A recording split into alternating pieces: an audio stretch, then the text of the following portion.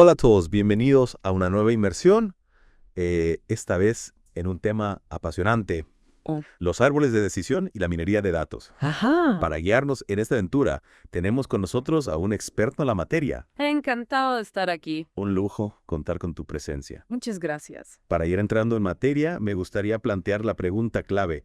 ¿Qué son exactamente estos árboles de decisión y la minería de datos? ¿Y por qué deberían interesarnos? Bueno, pues empecemos por los árboles de decisión. Vale.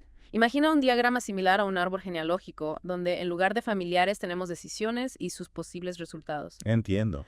Cada rama representa una elección y cada nodo final una hoja, un resultado. Ajá. En esencia, es una forma visual de analizar decisiones secuenciales basadas en probabilidades y resultados. Vale, entiendo la idea básica, pero ¿dónde está la utilidad real de estos árboles? Pues mira, su utilidad radica en que nos permiten comprender y visualizar el proceso de toma de decisiones de forma clara y concisa. Además, según el documento MSIA Quantia no mueves 3 árbol decisiones.df, nos ofrecen ventajas como el resumen de ejemplos, la interpretación de decisiones, la comprensión del conocimiento detrás de ellas, la explicación del comportamiento empresarial, incluso la reducción de variables independientes. Espera. Reducir variables independientes suena muy técnico. ¿Puedes explicarlo de forma que todos lo entendamos? Claro, imagina que tienes que tomar una decisión basada en 10 factores diferentes. Ah. Analizar cada factor por separado puede ser abrumador. Sí. Los árboles de decisión nos ayudan a identificar qué factores son realmente importantes y cuáles podemos descartar, simplificando el proceso y permitiéndonos tomar decisiones más eficientes con menos información. Ajá.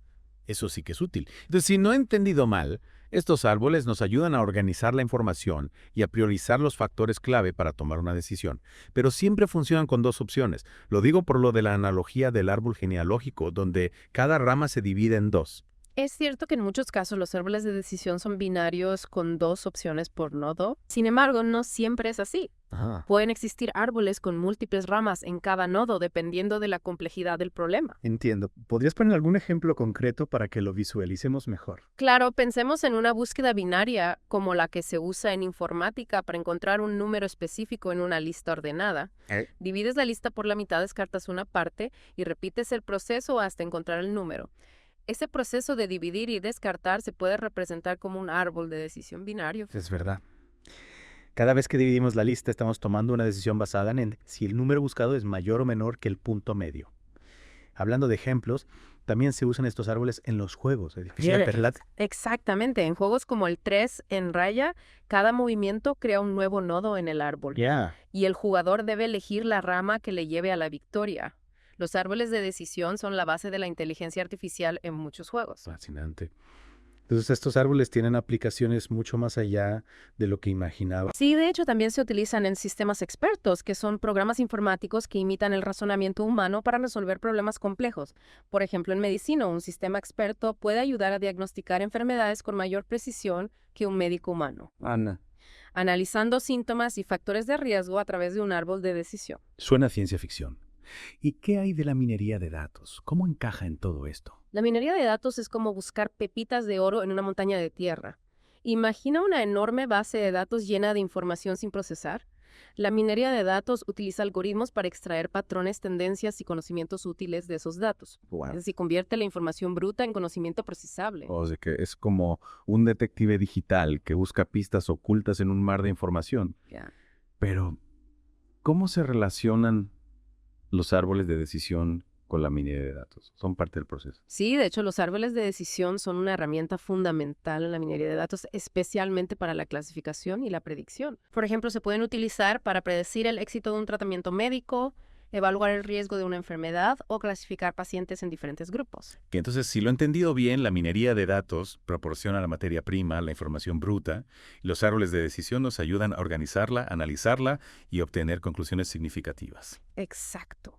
Y para comprender a fondo cómo funcionan estos árboles y cómo se aplican en la minería de datos, necesitamos hablar un poco de matemáticas. Pero tranquilo, no vamos a hacer ecuaciones complejas. Pues menos mal, aunque confieso que me pica la curiosidad. ¿Qué tipo de matemáticas necesitamos para adentrarnos en este mundo? Necesitamos familiarizarnos con conceptos como la entropía de información, la ganancia de información y el índice de Gini. Estos conceptos nos ayudan a medir la incertidumbre del orden y la calidad de las divisiones en un árbol de decisión. Suena intrigante. Pero, ¿Podrías darnos una idea general de qué significan estos conceptos antes de profundizar en ellos? Claro, imagina que tenemos un conjunto de datos desordenado. La entropía nos ayuda a cuantificar ese desorden. La ganancia de información, por otro lado, nos indica cuánto se reduce ese desorden al dividir los datos en función de una variable específica. Y el índice de Gini nos ayuda a evaluar la calidad de esa división. Entiendo. Entonces, estas herramientas matemáticas nos ayudan a construir árboles de decisión más precisos y a extraer conclusiones más fiables de los datos. Exactamente. Y lo interesante es que estos conceptos, aunque suenen complejos, se basan en ideas intuitivas que podemos comprender con ejemplos claros. Genial. Pues estoy deseando profundizar en este tema y descubrir cómo estas herramientas matemáticas nos ayudan a desentrañar los secretos de los datos. Pues vamos a ello. Y hablando de ejemplos, el documento M1CD en 109 OIS 3 la minería de datos.pdf menciona varios casos de estudios médicos donde se aplican estos conceptos. ¿Te gustaría que los exploráramos? Por supuesto. Me parece fascinante cómo estas herramientas matemáticas pueden ayudarnos a comprender mejor el complejo mundo de la medicina. ¿Por dónde empezamos? Tenemos el caso de un estudio sobre cirugía de urgencia, donde se analizaron 285 casos para determinar qué factores influyen en el éxito de la operación. Se consideraron variables como la gravedad de la urgencia, el estado del quirófano, la preparación del equipo médico y las condiciones del paciente. Si no recuerdo mal, en ese estudio se utilizaba el concepto de entropía. ¿Cómo se aplicaba exactamente en este caso? Efectivamente, la entropía, como mencionamos antes, nos ayuda a cuantificar el desorden o la incertidumbre en un conjunto de datos. En este caso, se calculó la entropía para la variable éxito de la operación, que tenía dos posibles valores, éxito o fracaso. Ajá. Al analizar la entropía de esta variable, se pudo determinar que el factor que más influía en el resultado era la gravedad de la urgencia. Es decir, cuanto más urgente era la operación, mayor era la incertidumbre sobre su éxito. Tiene sentido. En situaciones de emergencia hay más variables en juego y es más difícil predecir el resultado final. ¿Y qué papel juega la ganancia de información en este estudio? La ganancia de información nos permitió identificar qué variable, además de la gravedad de la urgencia, aportaba más información para predecir el éxito de la operación. Ya. Y el resultado fue sorprendente. El factor más relevante después de la urgencia era la calificación del personal auxiliar del cirujano. O personal auxiliar. Curioso, no solemos pensar en ellos como un factor determinante en el éxito de una cirugía. Exacto. El estudio demostró que en situaciones de urgencia, la experiencia y la habilidad del personal auxiliar como enfermeras y anestesistas eran cruciales para el éxito de la operación. Esto nos indica que un equipo médico bien coordinado y altamente cualificado es fundamental para afrontar este tipo de intervenciones. Una lección importante sin duda. Hablando de equipos, también se mencionaba un estudio sobre la eficiencia de los hospitales, ¿verdad? ¿Cómo se usaron los árboles de decisiones en ese caso? En ese estudio se analizaron 6 hospitales que habían recibido malas valoraciones por parte de sus pacientes. El objetivo era clasificarlos en confiables o no confiables a partir de diferentes variables: la calidad de la asistencia primaria, la higiene del centro, la eficiencia del servicio de cirugía y la calificación del personal. Si mal no recuerdo, también se utilizaron la entropía y la ganancia de información para identificar las variables más relevantes en este caso. Correcto. Al calcular la entropía de la variable confiabilidad del hospital, se observó que la higiene del centro era el factor que más influía en la clasificación. Es decir, los hospitales con mejor higiene tendían a ser considerados más confiables. Y al analizar la ganancia de información, se comprobó que la variable eficiencia del servicio de cirugía también aportaba información significativa para la clasificación. Entonces, la higiene y la eficiencia del servicio de cirugía eran las claves para determinar la confianza en un hospital. ¿Y qué del resto de variables? La calidad de la asistencia primaria y la calificación del personal también se consideraron en el análisis. Sí. Pero su influencia en la clasificación era menor en comparación con la higiene y la cirugía. Claro, al final, la limpieza y la eficacia de las intervenciones quirúrgicas son aspectos fundamentales que los pacientes valoran mucho a la hora de confiar en un hospital. Sin duda. Y este estudio nos muestra cómo los árboles de decisión pueden utilizarse para evaluar la calidad de los servicios de salud y para identificar áreas de mejora. Estos ejemplos son realmente interesantes. ¿Podríamos ver alguno más? Por supuesto. ¿Te acuerdas del estudio sobre el ungüento placebo para tratar la psoriasis? Así, se analizaron los resultados del tratamiento en 360 pacientes utilizando un ungüento placebo de 2 colores azul y rojo. ¿Qué conclusiones se obtuvieron en ese caso? El árbol de decisión generado a partir de los datos mostró que el color del ungüento influía en la percepción de los pacientes sobre la eficacia del tratamiento. Increíble. Los pacientes que usaron el ungüento rojo tendieron a reportar mejoría en menos tiempo que los que usaron el azul, a pesar de que ambos ungüentos eran placebos. Es increíble el poder de la mente. Parece que el simple hecho de creer que un tratamiento es más efectivo puede influir en la percepción de los síntomas. Efectivamente, este estudio pone de manifiesto la importancia del efecto placebo en medicina y cómo los árboles de decisión pueden ayudarnos a comprender mejor este fenómeno. Fascinante. Y para terminar con los ejemplos, me gustaría recordar el estudio sobre las condiciones ambientales en las viviendas y su relación con el dengue. Un ejemplo muy relevante. En este caso se analizaron 22.000 coácteos entre 22 viviendas para determinar si presentaban condiciones favorables para la proliferación del mosquito transmisor del dengue.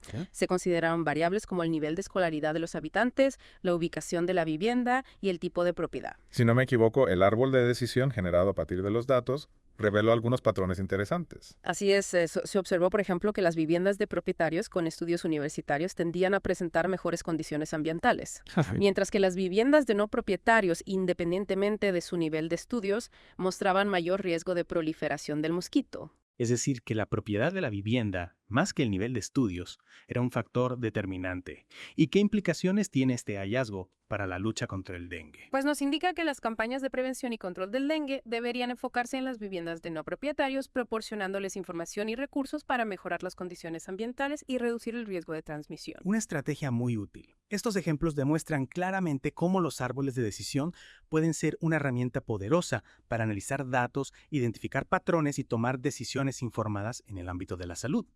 Y no solo en medicina, ¿verdad? Exacto. Su aplicación se extiende a cualquier campo donde se necesite analizar grandes volúmenes de datos y extraer conclusiones significativas.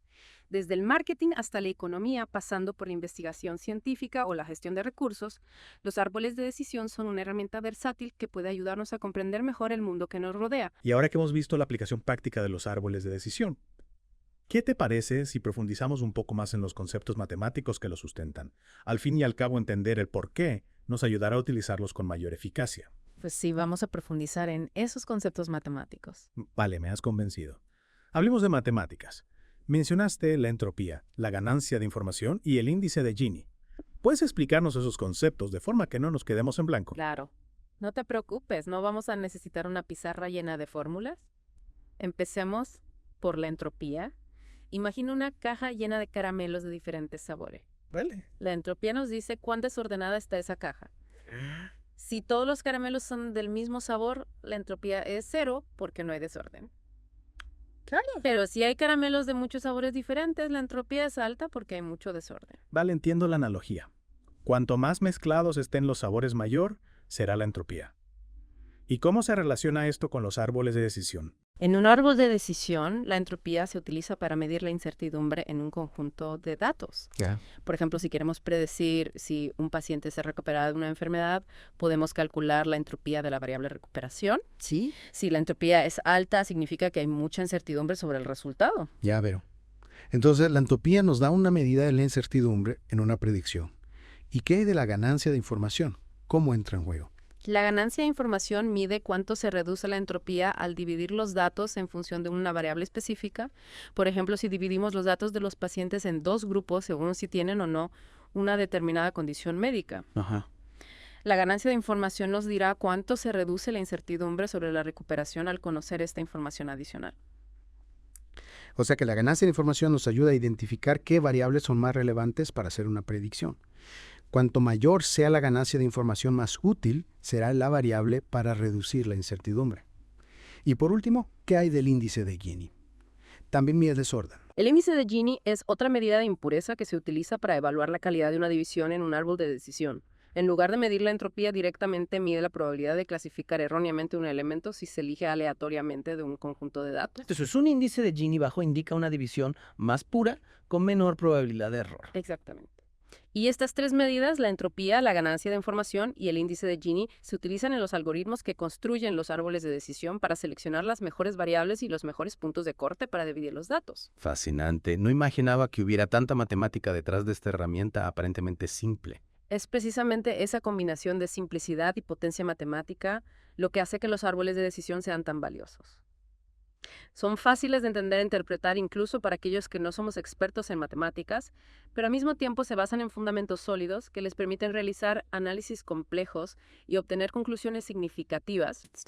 Sin duda una herramienta indispensable en la era del Big Data. Y con esta inmersión en el mundo de los árboles de decisión y la minería de datos, hemos llegado al final de nuestro episodio. Ha sido un placer compartir este viaje con vosotros y esperamos haber despertado vuestra curiosidad por este apasionante campo. Recordad que aunque nos hemos centrado en la medicina, las aplicaciones de los árboles de decisión son infinitas. Os animamos a explorar cómo esta herramienta puede ser útil en vuestros propios campos de interés. Hasta la próxima.